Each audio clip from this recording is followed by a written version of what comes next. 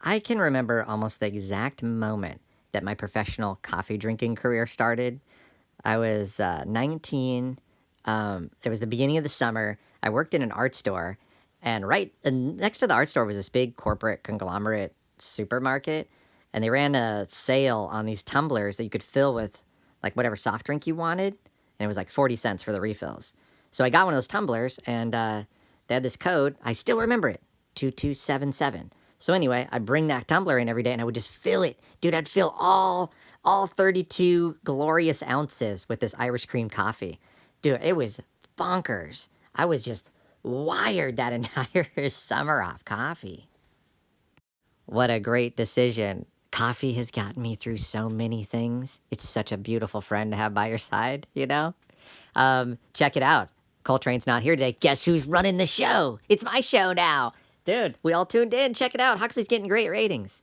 Um, I, I'm not going to carry this whole thing by myself, so I am going to call up Don London, and let me just get him on the phone here before I start to. Am I already bombing? Fuck. Let's see. Pick up. What's up? Remember that from those Scream movies? I was just I don't. That's the parody of them. I think I was just watching one the other night. Since like close to Halloween, where it's like it just was called Scream, so I thought it was the original one, but it's from 2022. It was fucking great. What's up? Don London, I was talking about the first time or whatever I started drinking coffee. What was the first time you had coffee? I remember I was on the way to Grandma's house. We were in the family car. I was probably 7 years old. And one of my parents had one of those old school porcelain cups. It's like white, has like that gold kind of like ribbony. Maybe something's written on it or something, but it's gold and white only. And they had black coffee in there. And I remember taking a sip from it and thinking immediately, it doesn't taste exactly as good as it smells. It smells amazing, but the taste is very curious. Coffee does always smell better than it tastes. It's one of the great mysteries, and no one will ever know why that is. Science hasn't caught up to why coffee smells better than it tastes. Exactly. Scientists have more important things to do, like maybe getting the fuck off the planet, getting to Mars, that kind of thing. They don't got time to figure out olfactory senses and taste bud technology around coffee. It's just the way that it is. It's making me think that like terraformed coffee on Mars. How's that even gonna taste? That Mars coffee is probably going to be bland. And to be honest with you, like all the good things come from Hawaii. Go grab some Kona coffee.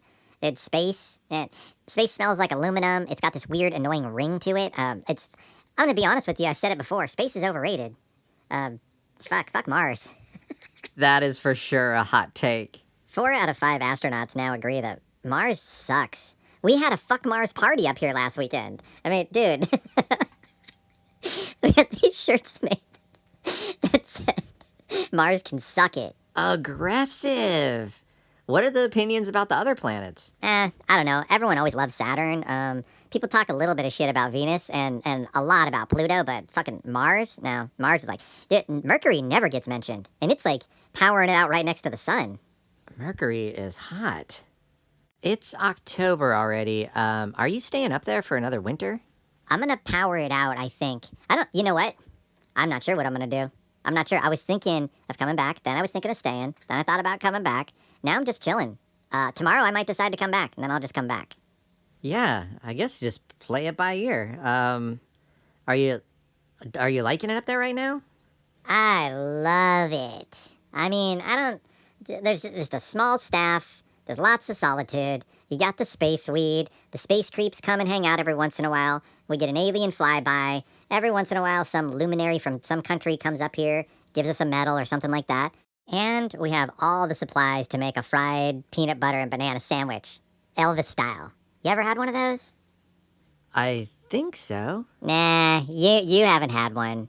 They're unforgettable. You would remember it. The king loved them. You know what I'm saying? They're scrumptious. And I don't use that word lightly. Damn. Elvis's sandwiches. You think the fried banana one's bonkers? Look up the fool's gold loaf. Let me see here. Oh, wow, dude, what? The Fool's Gold Loaf is a sandwich made by the Colorado Mine Company, a restaurant in Denver, Colorado. It consists of a single warmed, hollowed out loaf of bread filled with the contents of 1 jar of creamy peanut butter, 1 jar of grape jelly, and 1 pound of bacon. Yikes. Bonkers, huh? Elvis used to take a private jet with all his buddies and they would fly out there and eat these sandwiches. Isn't that fucking crazy? What a rock star. I think when I think of rock stars, I think of like, leather pants, whiskey, and drugs and shit. I don't think of like crazy fucking bacon and jelly sandwiches. Life astonishes us every day. That's what expanding your knowledge is all about. And that's what we're doing up here on the International Space Lab. Expanding knowledge, right? Duly noted. Here at NASA, we eat, drink, and read about space a lot, We're doing everything that we can to make your trip comfortable in the deepest voids of nothingness. The cold, lonely nights, the frigid mornings. Don't worry, when we're have to evacuate Earth, and we have some other places picked out. We won't mention Mars again, and yeah, NASA, we're up here. You know what we're up here doing? We're doing things. And it's for you and for the comfort of your friends and your whole entire family. Visit outer space. That's what happens when you start riffing and you leave the teleprompter. Do you like doing weird experiments in zero gravity? Well, NASA might be the home that you're looking for. Come on into NASA. Come into one of our convenient branches and fill out an application. You might have what it takes to fill these a NASA. You have to go back to the teleprompter. Do you like doing imaginary commercials for maybe a space program like NASA? Well, that's how I got involved. And there might be a place for you here, too. If you like zero gravity, you like making shit up, and you want to go with the agenda of terraforming Mars, we might have a place for you. It's fun here. It's real fun.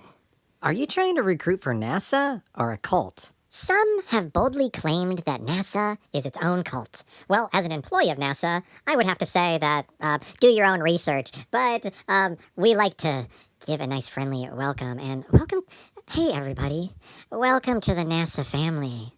Extremely cult-like language. Hey there, lost lonely soul. I have a place where there's answers for you. The NASA administration or corporation, whichever one we're calling it today. Come, be a part of the family. At NASA, be a part of the family. Damn, space made you crazy. Hey, space madness got you down? Well, why not, double down on it? Yeah, we all tend to go crazy up here when we're on the International Space Station, collecting specimens and things of that ilk. Looking out in deep space into the vast nothingness that surrounds us everywhere we look. I haven't heard anyone use ilk since Mrs.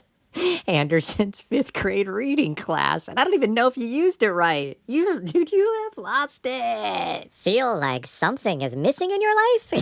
Come to NASA. I can't do it anymore, dude.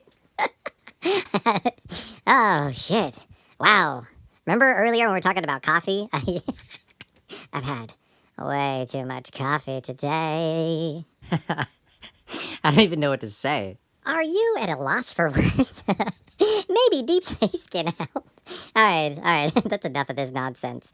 Anyway, and you know what? On a serious note, NASA is hiring, but don't fill out an application just because you think you're going to get to Mars. Like I said before, Mars fucking blows. You're just bashing Mars all the time. It's ruthless. Instead of Mars, I could always talk about Uranus. Oh, there's some cheap outer space comedy for you. I'll be here all night. Tip your servers.